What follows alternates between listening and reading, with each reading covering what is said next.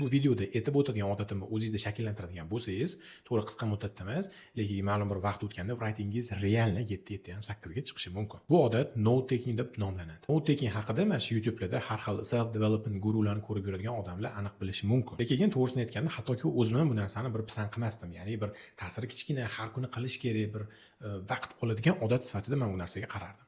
Lekin shu narsani muntazam qilib, o'zimga bir shakllantirsam, singdirsam, to'rtta narsani rivojlantirish mumkinligini mana shu yaqinda bilib, shunga harakat qilyapman. Bu isbotlangan narsa. Note taking постоянно qilib yuradigan, bir yozib yuradigan odamlarda ularda tanqidiy fikrlash rivojlanadi. Undan tashqari yozish, ma'lumot berish strukturasi paydo bo'ladi va 3-navbatda ushbu note taking qilib yuradigan odamlar bir uzoq muddat, 1 soat, 1,5 soat yozishga ham fokus, diqqat qila oladigan holatga kelar ekan. Kanalga обязательно подписка qiling, sababi kelgusi videolarda note taking qanaqa qilsa bir foydaliroq, unumliroq bo'lishi haqida ma'lumot beraman.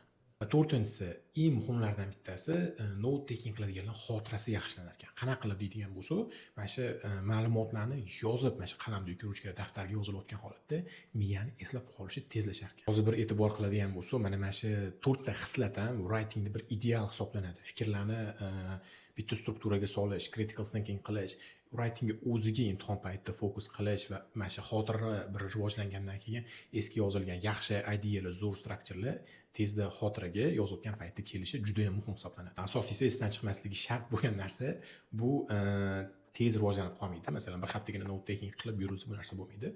Bu oylar davomida qilinishi kerak. Ya'ni siz yaqinda IELTS o'qishga kirgan bo'lsangiz, juda ham kakras narsa bo'ladi, xudo xolasa.